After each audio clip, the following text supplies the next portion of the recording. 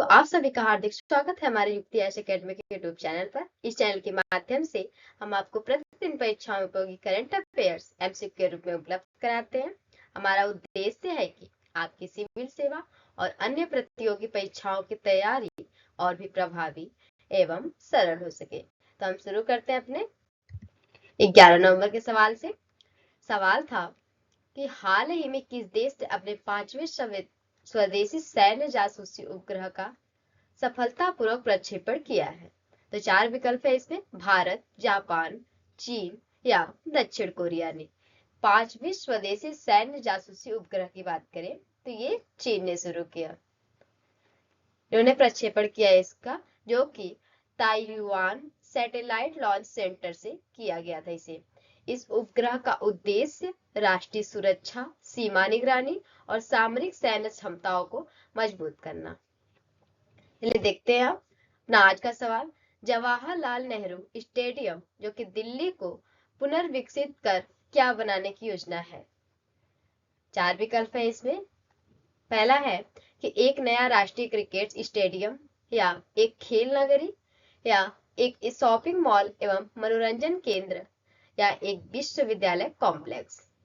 तो जवाहरलाल नेहरू स्टेडियम ये एक खेल नगरी पुनर्विकसित कर बनाने की योजना है।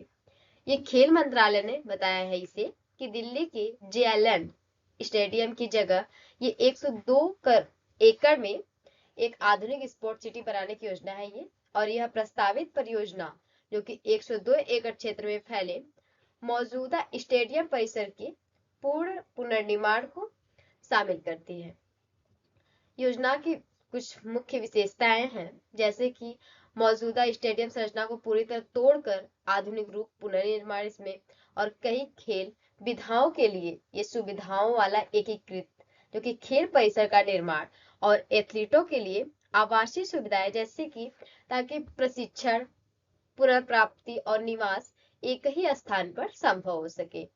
इंडोर और आउटडोर एरेना और अभ्यास मैदान, उच्च प्रदर्शन केंद्र और दर्शक अनुकूल स्थानों का विकास, ये सभी इसके उद्देश्य हो गए और इसकी कुछ विशेषताएं थी। अगला सवाल देखते हैं कि मित्र शक्ति 2025 किस दोनों देशों के बीच आयोजित किया गया संयुक्त सेना अभ्यास है। 4 विकल्प है इसमें, भारत और नेपाल, भारत और श्रीलंका, भारत और बांग्लादेश, या भारत और पाकिस्तान के बीच। तो मित्र शक्ति ये भारत और श्रीलंका के बीच, दूसरा विकल्प सही हो जाएगा यहाँ से आपका।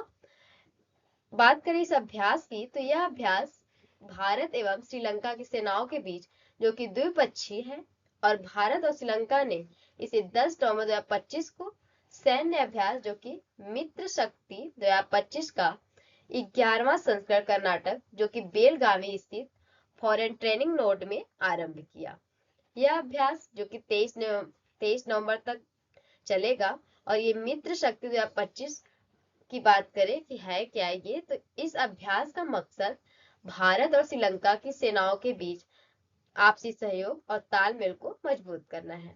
इसमें क्या है कि दोनों देशों के सैनिक आतंकवाद से निपटने, छोटे स्तर की लड़ाई और संयुक्त राष्ट्र के शांति मिशनों में मिलकर काम करने की तैयारी का अभ्यास करते हैं।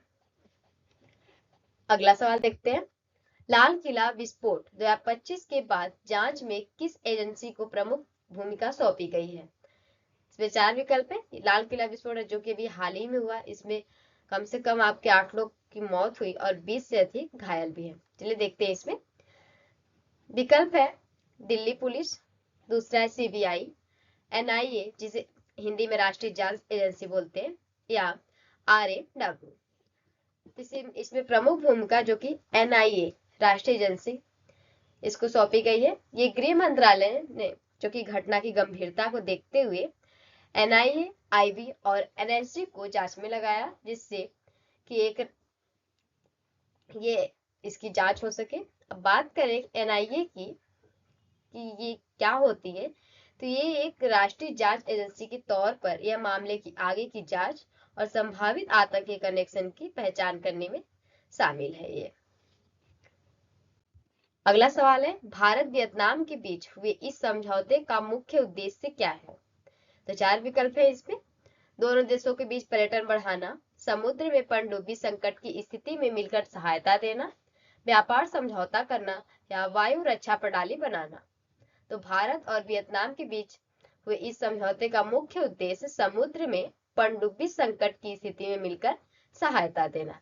इस समझौते से दोनों देशों की जो नौसेनाएं एक दूसरे को समुद्र में किसी आपात स्थिति में, कोई भी मान लो आप कोई आपात स्थिति आई तो ये दोनों तुरंत समय पर तुरंत एक दूसरे की मदद कर पाएंगे। अब इसमें देखते हैं चौथे में, तो ये कुछ इसके मुख्य उद्देश्य भी है, जैसे कि आप मान लो सामुद्रिक सुरक्षा बढ़ाना, दोनों देशों की नौसेनाओं के बीच तालमेल मजबूत करना, और इससे यदि किसी पनडुब्बी दुर्घटना हो जाए तो तुरंत प्रतिक्रिया देना। ये सभी इसके मुख्य उद्देश्य थे। अगला सवाल देखते हैं, इस नए आधार ऐप को किस संस्था ने लॉन्च किया है? तो 4 विकल्प है इसमें, भारत सरकार का वित्त मंत्रालय, UIDAI भारतीय विशिष्ट पहचान प्राधिकरण से हिंदी बोलते हैं, या नीति आयोग ने, या RBI ने। तो नए आधार ऐप को किस संस्था ने लॉन्च किया? तो ये भारतीय विशिष्ट पहचान प्राधिकरण UIDAI ने लॉन्च किया। इसे इंग्लिश में बोलते हैं unique identification authority of India, इसकी फुल फॉर्म होती है। ये वह संस्था है जो आधार कार्ड बनाती है और उससे जुड़े सभी डिजिटल सिस्टम को संभालती है।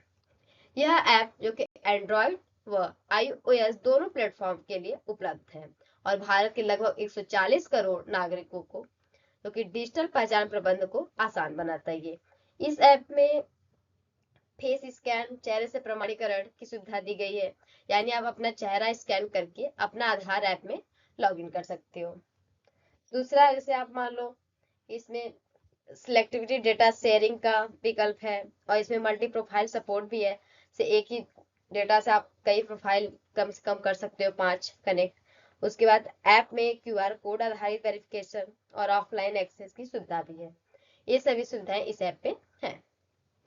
अगला सवाल देखते हैं, भारत ने जैव अर्थव्यवस्था के लिए 2030 तक क्या लक्ष्य रखा है?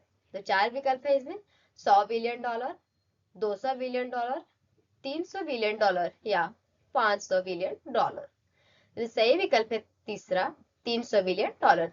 ये सरकार व संबंधित रिपोर्टों में जो कि 2030 तक जैव अर्थव्यवस्था को $300 बिलियन तक ले जाने का लक्ष्य बताया गया है।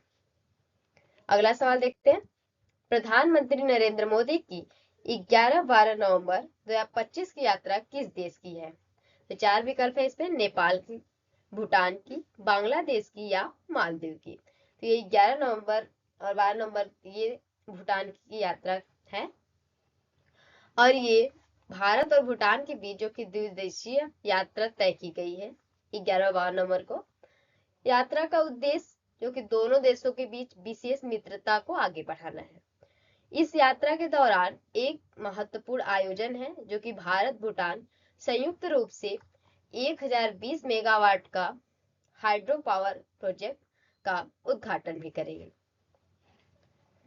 अगला सवाल देखते हैं, भारत में कृषि उत्पादन बढ़ाने तथा निर्भरता कम करने के लिए सरकार ने किससे उत्पादन को अनुमति दी है? तो 4 विकल्प है इसमें, केवल मूंगफली पर, केवल मकई पर, गन्ने की रस या सिरप व मोलेसेस से इथेनॉल उत्पादन पर, या केवल भूरे कोयले से। तो इन्होंने तीसरा विकल्प से जाएगा, गन्ने की रस और सिरप व मोलेसेस से इथेनॉल उत्पादन पर। सरकार ने जो कि गन्ने के रस और इस उत्पादन पर मात्रा बाधा को हटा दिया है ताकि इससे ईंधन मिश्रण बढ़ सके। अगला सवाल देखते हैं, भारत में आगामी के लिए किस महत्वपूर्ण नवाचार को पेश किया गया है? तो 4 विकल्प है इसमें, देखते हैं। जैसे पहला हो गया केवल पेपर फॉर्म वापसी, केवल SMS द्वारा डेटा संग्रह, तीसरा है mobile application geo tagging buildings मतलब द्वारा पूरी तरह डिजिटल हाउस लिस्टिंग, या डेटा संग्रह को रद्द करना। तो भारत में जो कि आगामी जनगणना 2023 के लिए नवाचार को पेश किया गया है मोबाइल एप्लीकेशन द्वारा पूरी तरह डिजिटल हाउस लिस्टिंग के लिए। इसमें सभी भवनों को मतलब घरों को जो जियो टैग किया जाएगा और इसमें मोबाइल ऐप्स के माध्यम से डेटा जमा किया जाएगा और यह भारत का जो कि पहला पूर्ण डिजिटल जनगणना प्रयास होगा 2027 के लिए। अगला सवाल देखते हैं 2025 में 2025 AIFF सुपर कप का खिताब किस फुटबॉल क्लब ने जीता है?